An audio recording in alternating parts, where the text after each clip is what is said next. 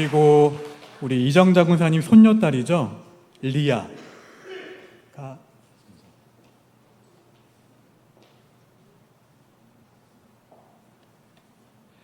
셋째죠. 셋째. 오늘 혁우랑 라연이 다. 네. 자, 리아가 처음 나왔죠? 교회에요. 출생해서 처음 나왔는데 우리 한번 리아 데리고 나오실까요?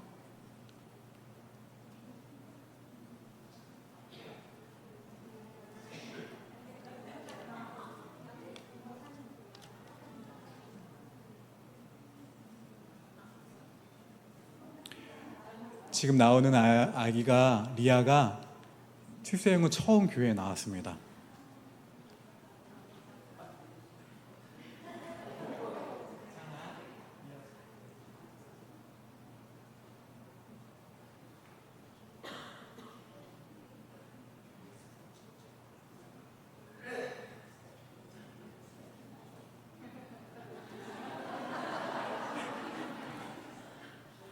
리아 잘 보이시나요?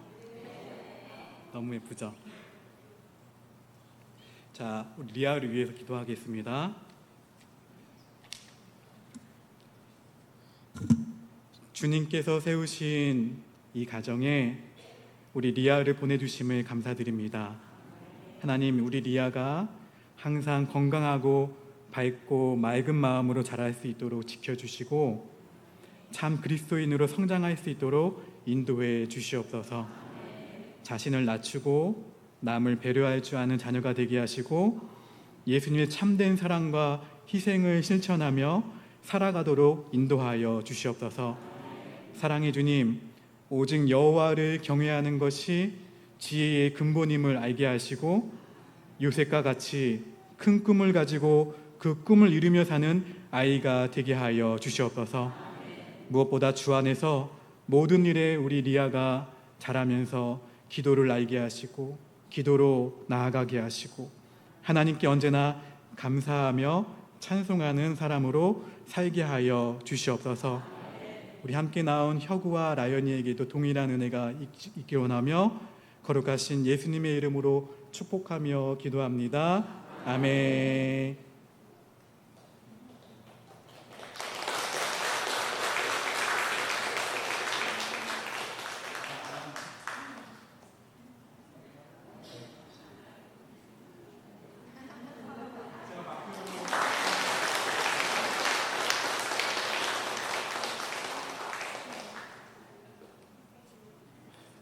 오랜만에 안아봐서 떨었습니다. 지금 제가.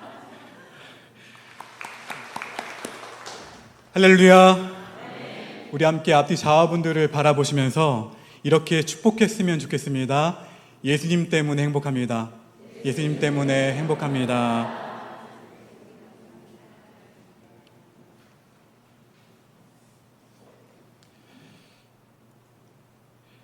인간은 환경이 달라질 때 변합니다.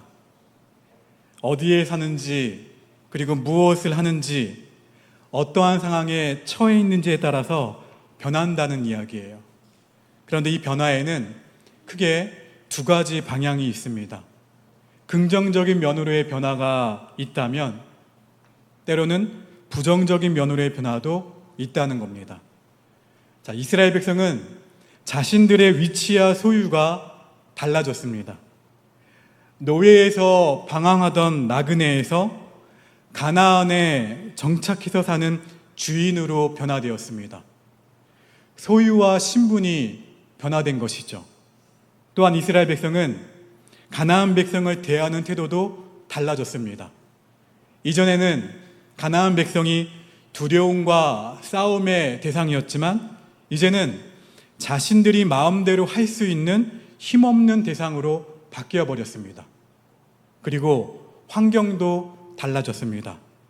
전쟁과 싸움이라는 환경에서 이제는 평화와 안정의 시대로 변한 것이에요. 이 변화 가운데 복 있는 삶을 위해 우리가 기억하고 실천해야 하는 교훈이 담겨 있습니다. 삶의 원칙과 삶의 원리가 담겨 있습니다. 삶의 어려움과 시련 앞에서도 낙심하지 않고 극복할 수 있는 삶의 원리가 오늘 본문에 담겨 있습니다. 축복 앞에서 교만함으로 멸망하지 않고 그 주신 복을 더 크고 놀랍게 누릴 수 있는 삶의 원리가 오늘 말씀 가운데 담겨 있습니다. 변화의 소용돌이 속에서 헛된 인생이 되지 않기 위해서 기억해야 할 삶의 원리가 오늘 말씀 가운데 담겨 있습니다. 그 원리는 다음과 같습니다.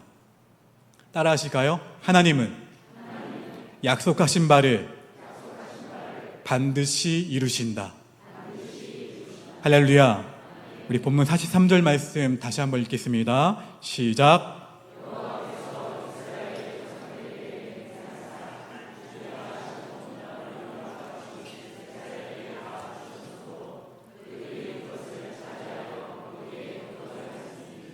여기에 이스라엘의 조상들에게 맹세하사 주리라 하신 온 땅, 이것은 아무리 오래된 약속이라 할지라도 혹은 모든 것이 변한다 할지라도라는 의미가 담겨 있어요. 하나님은 하나님이 주신 약속을 변함없이 이루십니다. 본문 44절에서도 동일한 원리를 언급하고 있어요. 그 조상들에게 맹세하신 대로 하셨으므로. 또 45절에서도 이스라엘 족속에게 말씀하신 선한 말씀이라고 증거하고 있습니다. 오늘 우리가 바라보는 이스라엘 백성의 현실은 하나님이 약속하신 것을 이루신 것의 결과라는 의미예요. 즉, 이 현실을 누릴 만한 자격이나 환경이나 능력이 되지 않더라도 하나님은 약속하신 것을 반드시 이루어 주신다는 사실을 말하고 있는 것입니다. 지금까지 이스라엘 백성은 자신들의 현실을 바라보면서 자신들의 미래를 예측하고 자신들의 미래를 두려워했습니다. 오늘 본문에서 볼 수 있듯이 오늘의 현실은 과거의 우리의 수준과 능력과 상대의 변화나 혹은 환경이 만든 것이 아니라 하나님이 말씀하시고 약속하신 대로 이루신 것입니다. 사랑하는 여러분, 오늘 우리가 굳건하게 붙들어야 할 것은 하나님의 약속인 줄 믿습니다. 하나님은 약속하신 대로 다 이루시는 분임을 다 믿으시기를 주의 이름으로 축원합니다. 죄인을 구원하시겠다고 말씀하신 그 하나님은 그 약속을 지키시기 위해 자기 아들을 십자가에서 죽게 하셨습니다. 죄의 대가를 치르기 위해 십자가에서 죽을 것이라고 말씀하신 예수님은 약속대로 부활하셨습니다. 그리고 승천하셔서 하나님 보좌 우편에 앉아 계신 예수님은 약속대로 다시 오실 것입니다. 그 동일한 주님이 오늘 우리에게 동일하게 약속하십니다. 우리를 과와 과부처럼 버려두지 않으시고 세상 끝날까지 우리와 함께 하신다고 약속하십니다. 여러분, 저와 여러분의 인생은, 저의 목회는 우리에게 혹은 담임 목사에게 달려있는 것이 아니라 다 하나님께 달려 있습니다. 오늘 우리의 현실은 결코 우리의 선함과 우리의 능력과 우리의 지혜와 우리의 성실함에 달려있는 것이 아니라 오직 하나님이 약속하신 하나님의 사랑과 하나님의 은혜로 이루어졌음을 기억하면서 더 하나님의 약속을 분명하게 붙들 수 있게 되기를 주의 이름으로 축원합니다. 어려운 일 앞에서도 낙심하지 마시고 평안한 가운데에서도 교만하지 말아야 할 이유가 바로 하나님의 약속과 하나님의 말씀대로 우리의 삶은 이루어지기 때문입니다. 가장 힘들고 가장 어려울 때에 힘이 되는 사실은 이 모든 고통과 이 모든 절망은 다 하나님의 다스림 안에 있다는 사실과 하나님이 나를 결코 포기하지 않으신다는 사실이에요. 그것을 우리에게 보여주시기 위해 우리가 아직 죄인 되었을 때 자기 아들을 십자가에 못 박아 죽이신 거예요. 우리를 향한 그 하나님의 사랑을 분명하게 보이신 것입니다. 우리가 지금 예배하고 있는 하나님은 약속을 지키시고 반드시 행하시는 하나님이세요. 여러분, 믿으시기 바랍니다. 기억하셔야 돼요. 하나님은 약속하신 바를 반드시 이루시는 분이시며, 그리고 우리는 더 하나님의 말씀에 온전히 순종해야 한다는 것을 이스라엘의 가나안 정복 역사를 통해 배우게 되는 교훈입니다. 이스라엘이 애굽에서 탈출해서 광야 생활을 하는 동안 광야에 무엇이 만들어졌죠? 길이 없었는데 길이 만들어지고, 홍해가 길이 되고, 여리고가 무너지고, 요단강이 갈라진 이 모든 역사는 이스라엘 백성이 하나님의 말씀에 온전히 응답한 결과였어요. 그런데 그들이 온전한 믿음으로 응답하지 않았을 때에는 그들의 미래와 길은 열리지 않았습니다. 하나님은 강제로라도 그들이 하나님의 말씀에 믿음으로 응답하게 하신 다음에서야 길을 열어주셨어요. 온전한 믿음의 순종은 내가 한계를 짓거나 시간을 정하는 것이 아니에요. 하나님의 말씀에 전심으로 순종하는 것이 온전한 믿음의 순종입니다. 하나님의 말씀 앞에서 온전히 순종하는 믿음을 말할 때 우리는 갈렙을 떠올릴 수 있습니다. 우리 여호수아 14장 9절 말씀 함께 읽겠습니다. 시작.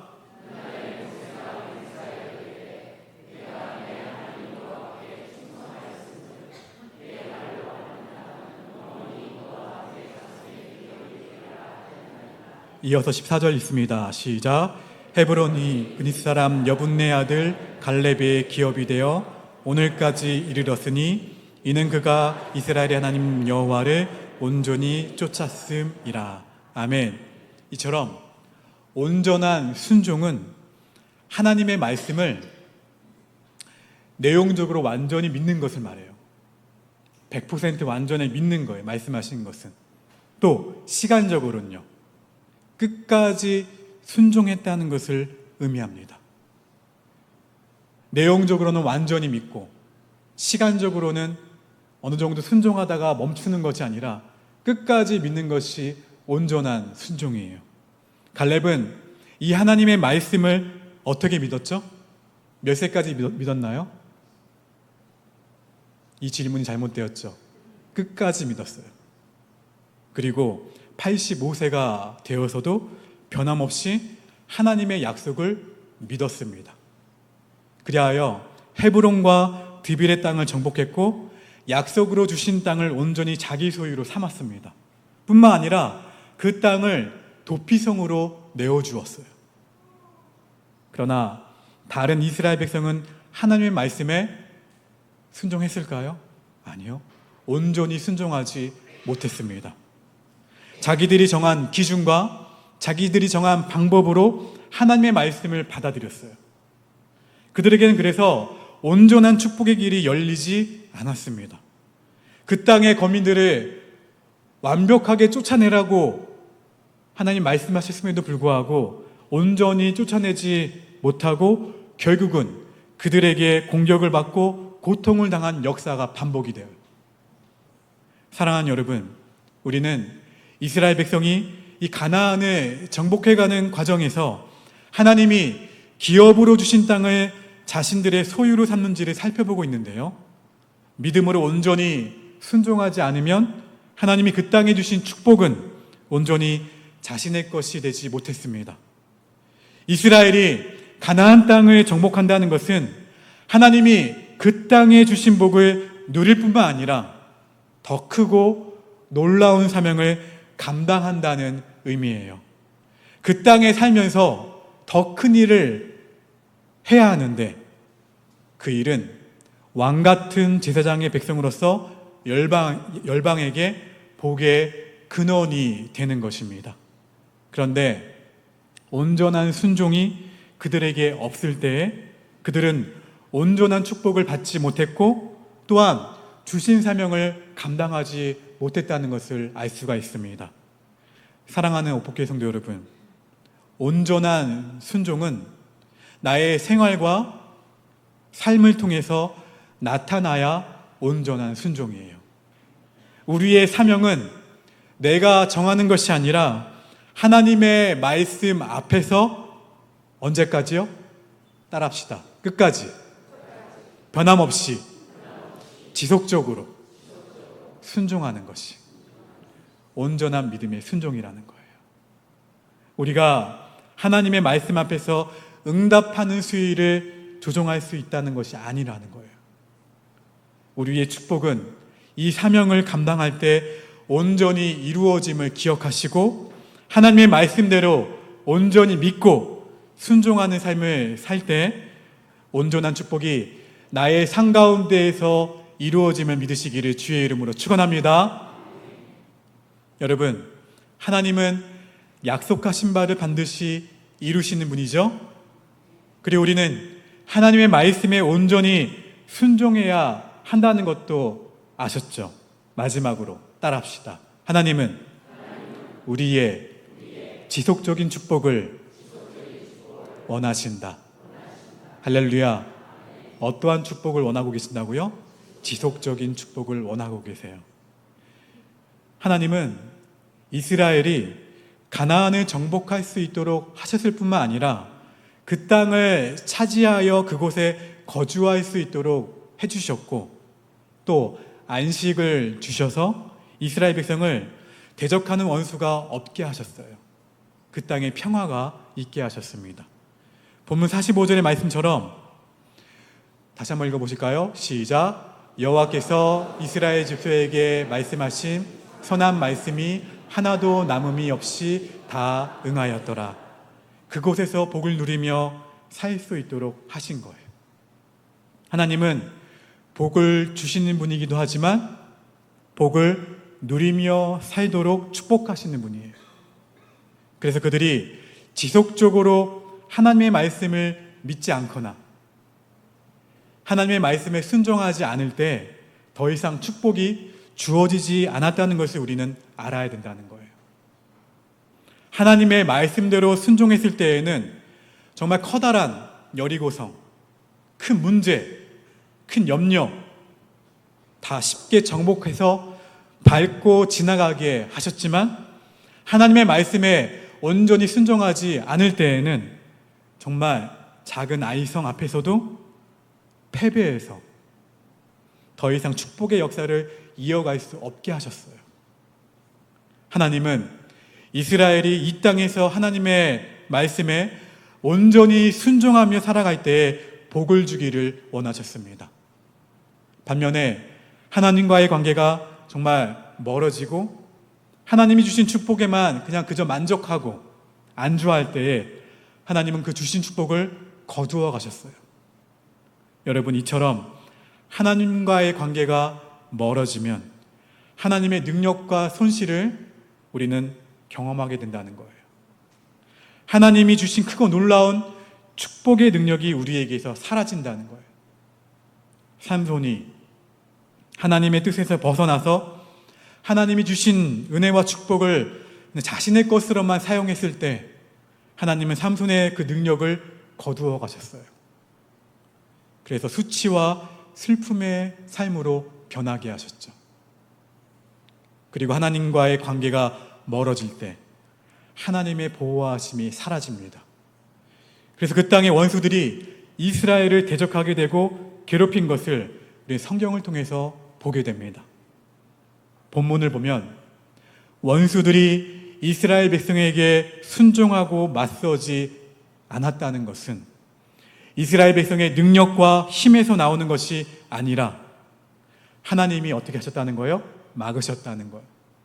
그리고 하나님이 보호하셨기 때문에 이 모든 일이 이루어졌다는 것을 우리가 알 수가 있습니다. 하나님이 모든 원수들을 이스라엘의 손에 붙여주셨기에 가능했던 것입니다. 그런데 하나님과의 관계가 멀어지면 하나님의 자녀의 자격을 상실하게 되는 거예요. 하나님이 더 이상 사용하지 않으시겠다는 거예요. 사명을 거두신다는 거예요. 돌들로도 능히 아브라함의 자손을 만드실 수 있는 하나님이 더 이상 하나님의 자녀를 사용하지 않고 촛대를 옮기신다는 거예요. 하나님의 교훈은 이처럼 분명합니다. 우리를 지속적으로 축복하기를 원하세요. 단, 포도나무 가지가 그 줄기에 꽉 붙어 있을 때, 온전한 열매를 맺듯이 하나님께 어떻게 되어 있을 때? 꽉 붙어 있을 때 지속적인 복을 누리게 되는 것입니다. 주변이, 나의 상황이 가뭄에 말라버린다 할지라도 예수님을 믿는 하나님의 자녀는 어떠한 상황과 어떠한 환경 가운데에서도 물된 동산처럼 하나님이 보호하시고 하나님이 역사하시고 하나님의 일을 맡기신다는 사실을 믿으시기를 축원합니다. 사랑하는 성도 여러분, 이 부탁은 모세가 가나안 땅에 들어오기 전에 이스라엘 백성에게 교훈하고 당부했던 말씀이며 여호수아가 마지막으로 이스라엘 백성에게 동일하게 전한 말씀이에요. 하나님이 복을 주셨는데 하나님보다 그 복을 더 좋아하고 하나님보다 더 사랑하고 즐기고 누리다가 그 복을 주신 하나님을 잊어버린다면 그 복이 지속되지 못할 것입니다. 우리는 가나안 정복을 단순한 전쟁으로 보지 않습니다. 우리의 삶 가운데에서 어떻게 신앙생활을 해야 하는지, 어떻게 하나님이 주신 복을 얻고 누리고 나누면서 살 것인지를 보여주는 말씀이에요. 여러분, 하나님은 약속하신 대로 이루시는 분이십니다. 온전히 순종할 때 새로운 축복의 길을 열어주십니다. 그리고 지속적인 축복을 주십니다. 우리는 삶을 통해서 선택하셔야 돼요. 그리고 기억해야 합니다.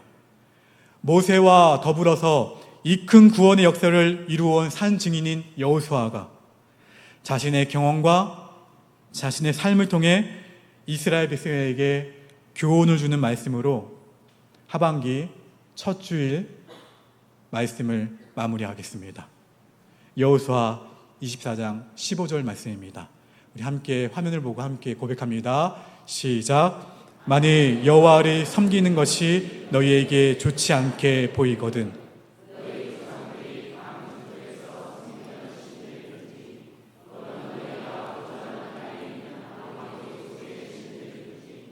너희가 섬길 자를 오늘 택하라. 오직 나와 내 집은 여호와를 섬기겠노라 하니. 할렐루야. 더 하나님께, 그리고 다 하나님과 그렇게 하반기를 주님을 선택함으로 살아갈 수 있는 우리 모두가 되기를 주의 이름으로 축원합니다. 오늘 말씀을 기억하시면서 이 주신 말씀처럼 살아가겠습니다. 그 마음 담아 함께 찬양하고 예배를 마무리하도록 하겠습니다. 마음이 아픈 분들은 마음에 한번 손을 한번 얹어 보실까요? 육신의 질병으로 고통당하는 분들이 계십니까? 육신의 질병으로 고통당하는 환부에 한번 손을 얹어 보실까요? 사랑의 주님, 이 시간 하나님이 죽기까지 사랑하신 사랑하는 우리 믿음의 권속들, 그 아픈 부위에, 아픈 마음에 예수님의 이름으로 기도하게 하시니 감사합니다. 나사렛 예수 그리스도의 이름으로 명하노니 사랑하는 아들 딸들을 괴롭히는 모든 병마들은, 마음의 병들은, 육신의 질병들은 다 예수님의 이름으로 치유될지어다. 주님, 강하고 담대하라 주셨던 그 말씀을 부여잡고 상반기를 살아왔습니다. 그리고 우리에게 오늘 주신 말씀처럼 나와 내 집은 오직 여호와 하나님 한 분만을 선택하며 살아가겠노라고 다짐하고 있습니다. 주님, 다 하나님과 더 하나님께 나아가는, 더 하나님께, 다 하나님과 나아가는 믿음의 성도들의 기도와 다짐 가운데 주님 이 하반기 함께 하셔서 한 발자국 한 발자국 내딛는 발걸음들이 믿음의 발걸음들이 되게 하시고 회복의 발걸음들이 되게 하시며 승리의 발걸음들이 되도록 역사하여 주시옵소서. 오늘 이 말씀을 주신 말씀을 부여잡고 나아갑니다. 주님, 흔들리지 않는 믿음을 허락하시며 나에게 주어진 현실의 어려움과 염려와 걱정을 바라보는 것이 아니라 나를 끝까지 붙드시며 나를 에워싸시며 내 삶을 에워싸시며 나와 동행하시는 그 주님의 은혜를 붙들며 나아갈 수 있는 우리 모두가 되도록 인도하여 주시옵소서. 주님 감사합니다. 우리 믿음의 성도들 주저앉지 않게 하시고 쓰러지지 않게 하시며 슬픔 가운데 있는 분들이 있다면 예수님 안에서 다시 회복되어지게 하시고 기쁨의 근원 되신 주님이 그 근원 되신 주님을 바라볼 때 현실은 아직도 녹록지 않지만 주님 때문에 행복하다는 고백을, 진실된 고백을 드릴 수 있도록 그 삶을 하나님의 은혜로 에워싸 주시옵소서. 그 주님을 붙들며 이번 한 주간을 나아갑니다. 믿음의 성도들 한 주간의 삶으로 파송되어질 때 하나님 동행하신다는 그 약속을 붙들며 나아가오니 매일매일 승리하게 하시며 주의 은혜 가운데에서 날마다 살아가는 승리의 삶이 되도록 역사하여 주시옵소서.